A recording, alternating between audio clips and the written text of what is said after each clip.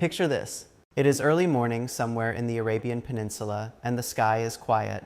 Then the sirens start. Iranian drones, dozens of them, streak across the desert toward the gleaming facilities of Yanbu, Saudi Arabia's gateway to the Red Sea. This is not a drill. This is the real thing. And what happens next could determine whether the world economy survives the next 6 months intact. Because here is what almost nobody is talking about. Iran's most terrifying weapon in this war is not a missile. It is not a submarine mine. It is not even a nuclear threat. Iran's most terrifying weapon is a choke point 21 miles wide at its narrowest point. A sliver of blue water through which 20 million barrels of oil flow every single day. The Strait of Hormuz. For decades, Iran has dangled the threat of closing it like a sword over the throat of the global economy. And on the 4th of March, 2026, they finally pulled the trigger. But here's the part that will shock you. Saudi Arabia saw this coming not just days in advance, not weeks, but decades. And buried in the scorching desert sands of the Arabian Peninsula, running 1,200 kilometers from one coast to the other, is the engineering masterpiece that just saved the world from a $200 oil catastrophe. This story has layers that go far beyond the headlines. By the end of this analysis, you will understand not only who built the escape hatch the world needed, but who is quietly getting rich off the chaos while the rest of the world scrambles for answers. Let us go back to where this began.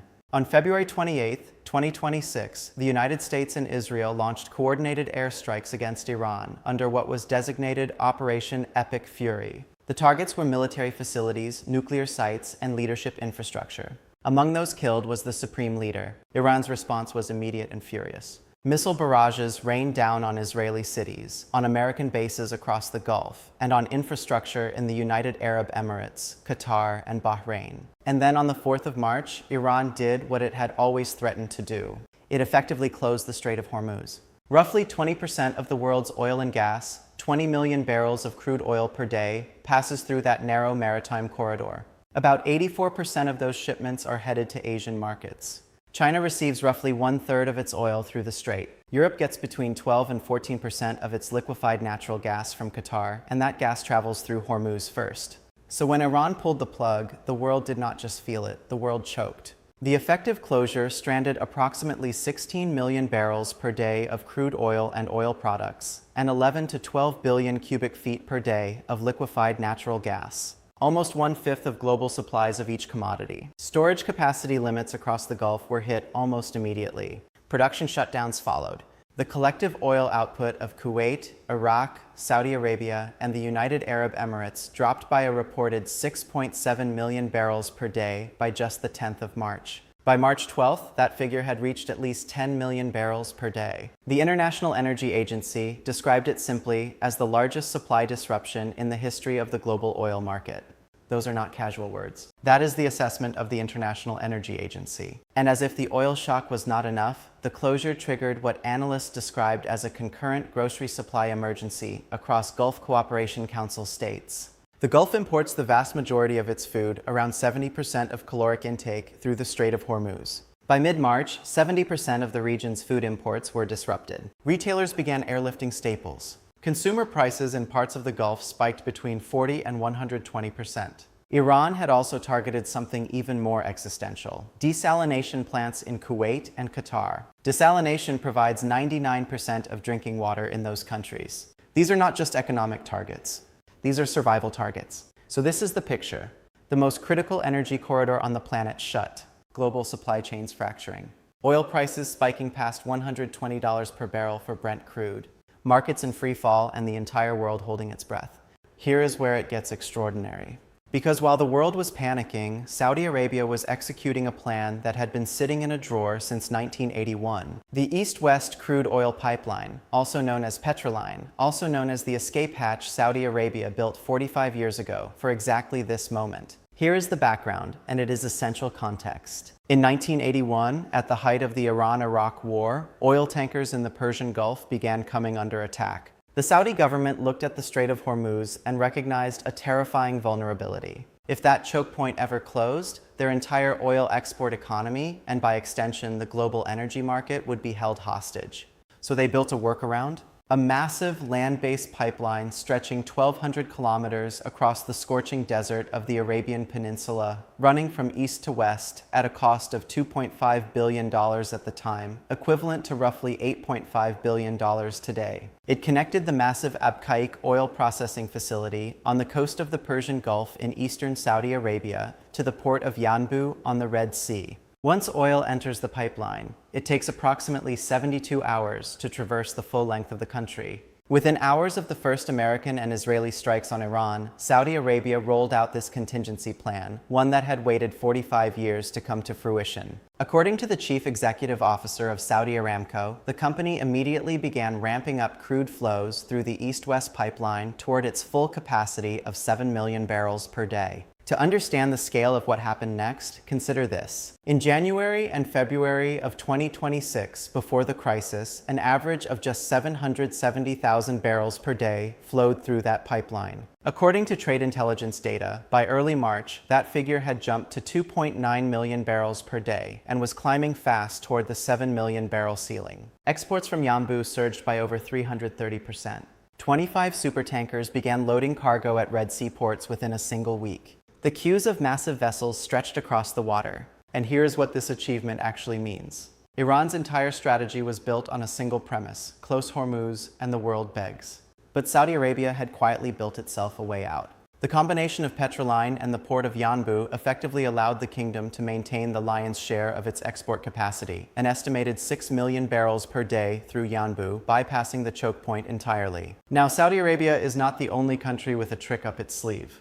The United Arab Emirates had its own strategic weapon, and it is just as impressive. The Abu Dhabi crude oil pipeline, also known as ADCOP, also known as the Habshan Fujairah pipeline. This is a 360 to 400 kilometer structure, 48 inches in diameter, stretching from the Habshan oil fields deep in the interior of Abu Dhabi to the port of Fujairah on the coast of the Gulf of Oman. The key word in that sentence is Gulf of Oman, not Persian Gulf. Fujairah sits entirely outside the Strait of Hormuz. Completed in 2012 at a cost of $3.3 billion and managed by the Abu Dhabi National Oil Company, this pipeline delivers the UAE's prized Murban crude oil directly to a port that Iranian missiles and Iranian mines cannot easily reach. Before the crisis, ADCOP typically ran at a comfortable 1 to 1.1 million barrels per day. When the Hormuz crisis erupted, the UAE activated the pipeline's full operational potential. According to energy analysts, ADCOP was rapidly pushed toward and past its nominal ceiling of 1.5 million barrels per day, approaching an operational maximum of 1.8 million barrels. Fujairah, with storage capacity of approximately 18 million cubic meters, is one of the world's largest fuel supply hubs. Murban crude flowed uninterrupted to Asian markets, to China, to India, without a single tanker needing to enter the dangerous Persian Gulf waters. Iran saw what was happening and they did not simply accept it. In mid-March, Iranian drones struck directly at the port of Fujairah. Operations were temporarily suspended between March 14th and 16th due to fires that broke out at the facility. The Abu Dhabi National Oil Company moved quickly, containing the damage and restoring operations within hours. A second major attack struck a large refinery, forcing a temporary shutdown.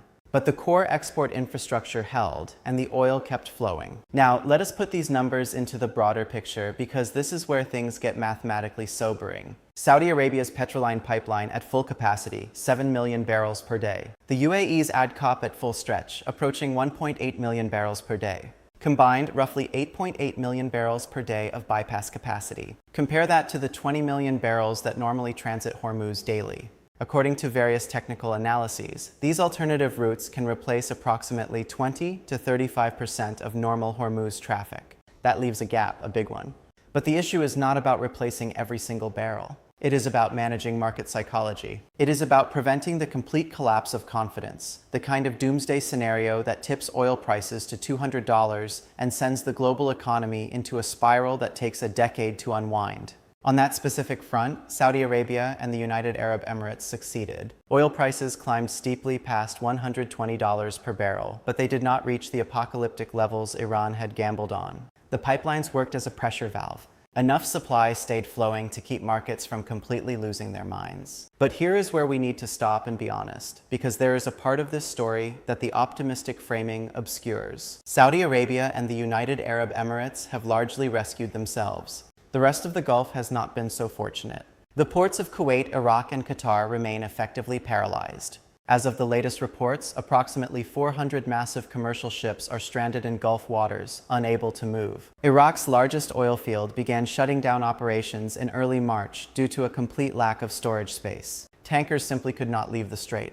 Qatar Energy declared force majeure on all exports, the first time in the company's history, following the closure of Hormuz on the 4th of March. Europe, which had come to rely on Gulf refineries for roughly 30% of its diesel imports and half of its jet fuel, is now staring down a supply crunch with no easy fix. And the global ripple effects are already brutal.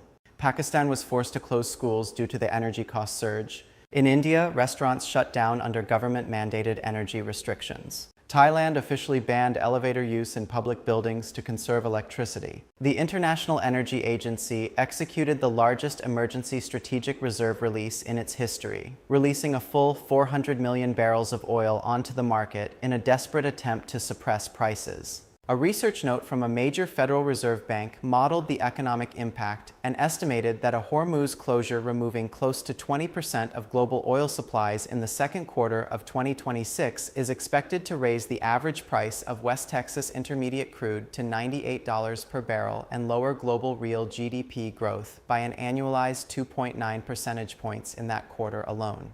That is not a recession.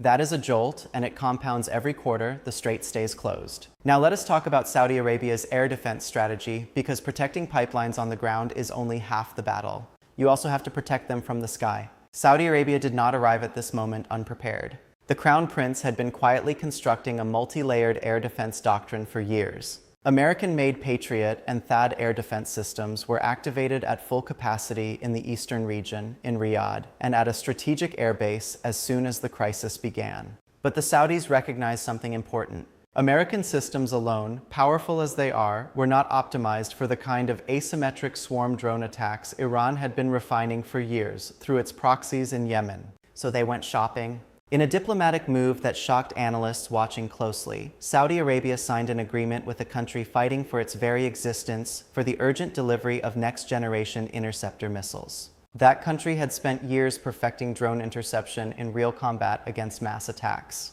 By bringing that hard-won expertise directly to the Arabian desert, Riyadh created a shield that Iran had not anticipated. Saudi Arabia also activated its defense pact with Pakistan. Pakistani air defense systems and specialized military personnel were deployed to Saudi territory during the crisis's most intense days.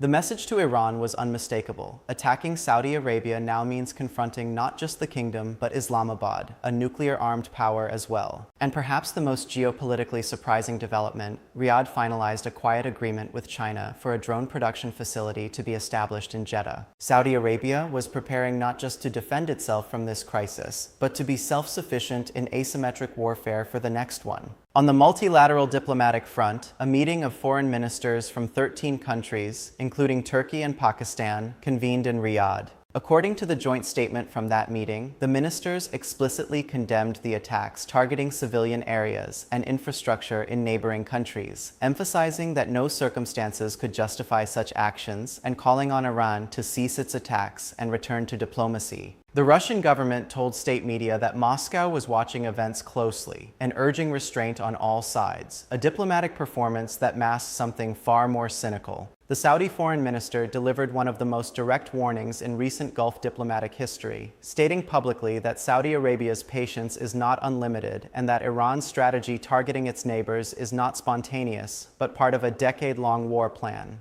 He made clear that if Iran does not stop, there will be no trust left to rebuild at any negotiating table. On the military front, the picture for Iran is devastating. According to a Pentagon briefing that has since been widely quoted, the Iranian Air Force no longer exists. Since the beginning of Operation Epic Fury, over 7,000 strategic targets have been struck on Iranian soil. More than 100 Iranian warships and fast attack craft have been sent to the bottom of the ocean. Iran's air defense networks have collapsed. One of Iran's major proxies has sustained heavy damage. Another proxy group, while aligned with Iran, has at least for now maintained a fragile truce with Saudi Arabia, rather than opening a new front. And yet, here is the baffling paradox at the heart of this crisis. Iran refuses to come to the negotiating table. Why? Here is where it becomes brilliant and disturbing in equal measure. The Iranian Revolutionary Guard Corps understands something that most governments do not want to admit out loud. For the Guard's commanders, this war is not a catastrophe. It is a business model. Every day the strait remains closed, black market oil tankers seized in the strait become direct revenue for the Guard. Every passing day complicates the diplomatic landscape in ways that protect the Guard from accountability. A negotiated peace settlement would mean transparency, international oversight, and the potential dismantling of the very parallel economy that keeps Guard commanders wealthy. War protects them. Peace threatens everything they have built. This is why Iran is not negotiating, not because they think they can win, but because for the people who actually run Iran's military apparatus, the war economy is personally profitable. And here's the truly remarkable part. Iran is not the only one cashing in on the chaos. The quiet winner of this crisis is Moscow. The Russian leadership has constructed what might be the most ruthless and cynical geopolitical play of the decade. Russia earns more on every barrel of oil it sells, with prices 60% above pre-crisis levels. China cannot get enough Gulf oil because Hormuz is effectively closed. No problem. Russia is pumping energy directly to Beijing via pipeline routes that no navy can block and no air force can target. According to recent analysis, both India and China have strong incentives to deepen their reliance on Russian supply given the disruption of Middle Eastern barrels. India, facing the most acute near-term exposure, is already pivoting to Russian crude. China, which had been moderating its Russian imports, has abandoned that restraint entirely. Ruble-yuan trade is breaking all-time records. And Russia, a country under Western sanctions fighting an active war in Ukraine, is sitting on a cash windfall large enough to prop up its war economy and continue financing its military operations. The Russian leadership did not start this war, but it built its entire energy strategy to profit from exactly this kind of disruption. And right now it is working. China is playing its own quiet game. While the world watches the Gulf burn, Beijing is securing discounted Iranian oil, purchasing the last available drops from a cornered, desperate Iran at 30 to 40% below market price, essentially for free. Iran's primary revenue source has been devastated, and China is absorbing it at a bargain. So let us do the final accounting. Let us look at where things actually stand. Iran's nuclear facilities struck by heavy bombers. Its navy at the bottom of the ocean. Its air defense network collapsed. The Strait of Hormuz, its greatest strategic weapon, largely neutralized by Saudi and Emirati pipelines. Its major proxy groups degraded, another proxy group sitting on the sidelines. Iran's own oil exports severely curtailed. And yet the conflict continues because the Iranian Revolutionary Guard Corps has decided that prolonging suffering is strategically preferable to accepting terms. And Russia has decided that the global chaos serves its interests perfectly. And China has decided to quietly buy assets while everyone else is distracted by the fire. This is geopolitics at its most cold-blooded. Not a story of heroes and villains, though there are clearly aggressors and victims. It is a story of interests, of who benefits when the world's most critical energy artery goes dark. Saudi Arabia's engineers built a steel lifeline through 1,200 kilometers of empty desert in 1981. And in March of 2026, it delivered. The UAE's pipeline quietly rerouted the country's oil production to safety before most of the world even noticed. Together, they proved that decades of strategic infrastructure investment can make the difference between a manageable crisis and a complete economic collapse. But it was not enough to make the crisis painless. 400 ships are still stranded. Grocery prices are spiking across the Gulf. Schools are closed in Pakistan, and oil is still hovering above $100 per barrel, with no clear end in sight.